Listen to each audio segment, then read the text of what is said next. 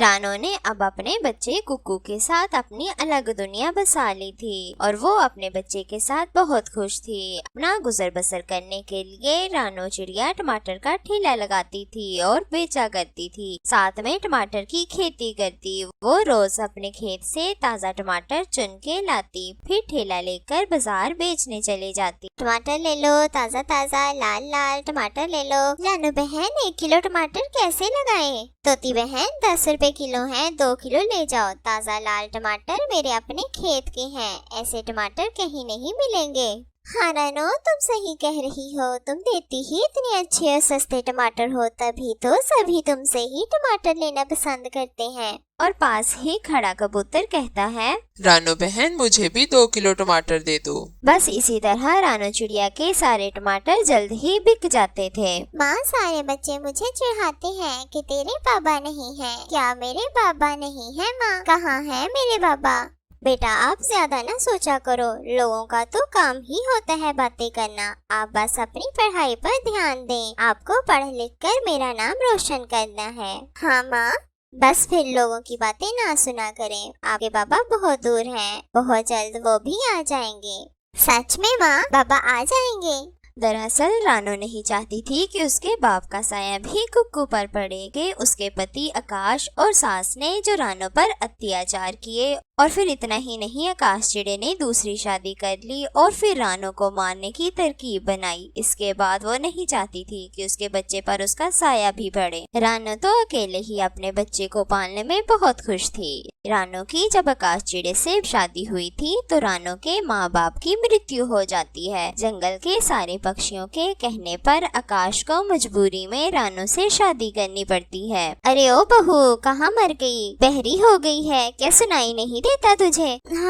हाँ माँ जी, मैं तो यही हूँ, आपके लिए ही खिचड़ी बना रही थी। अच्छा झूठी, जब झूठ पकड़ा जाता है तब बहाना बनाती है, हमेशा काम से बचती रहती है। आने दे आज आकाश को, बहुत दिन हो गए हैं तुझे उसकी मार खाए, इसलिए ही इतना आलस आ गया है तुझ में। नहीं नहीं माँ जी, उन्हें कुछ ना बताना, आपको तो पता है फिर वो मुझे बुरी तरह मारते हैं। अच्छा, तो इतना ही डरती है मेरे बेटे से, तो समय से काम क्यों नहीं कर लेती फिर? माँ जी सच में मैं आपके लिए ही खिचड़ी बना रही थी। अच्छा, खिचड़ी बनाने में तो इतना समय नहीं लगता। जा, अब मेरा मुंह क्या देख रही है? जल्दी से ला खिचड़ी, मुझे बहुत भूख लगी है, बांझ कहीं की। जी माँ जी, अभी लाई आपके लिए खिचड़ी। रानो बहुत ही समझदार चिड़िया थी। औलाद ना होने के कारण उस पर उसका पति और सास बहुत जुल्म करते। इसके आगे पीछे कोई ना था जो कि उसके लिए बोलता। बस इसी बात का फायदा दोनों माँ बेटा उठाते। दोनों माँ बेटा रानो को बहुत मारते,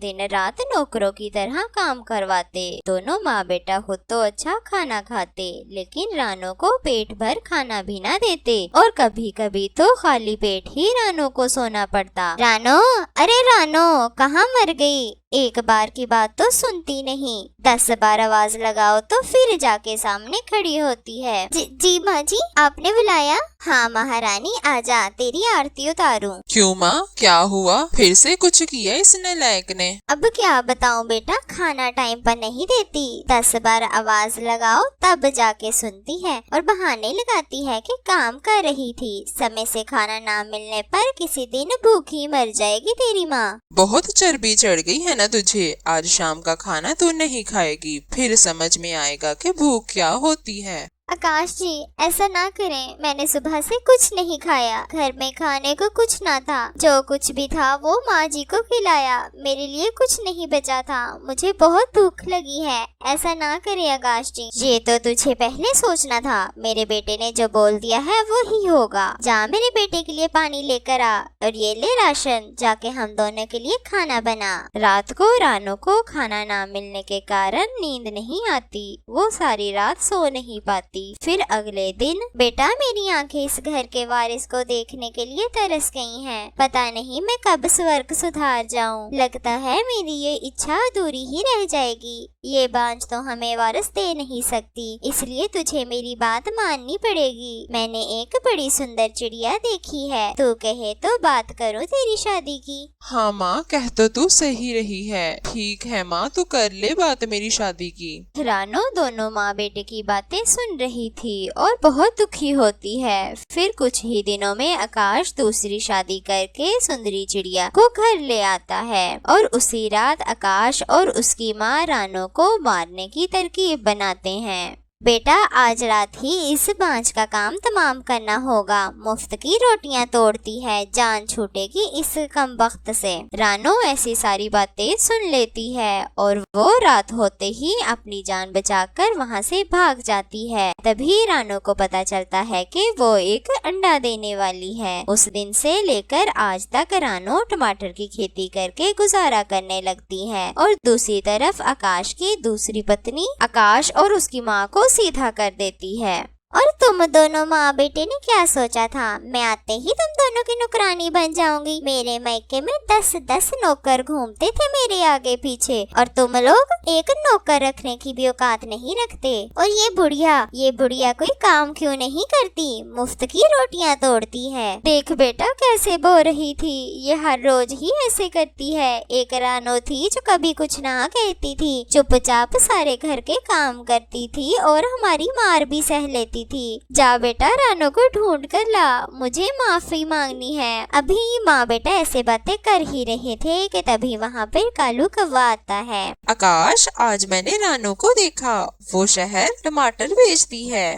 ये सुनकर आकाश बहुत खुश होता है। फिर वो रानो से माफी मांगने जाता है। रानो, मुझे और मेरी माँ को माफ कर दो, हमने तुम पर बहुत जुल्म किए।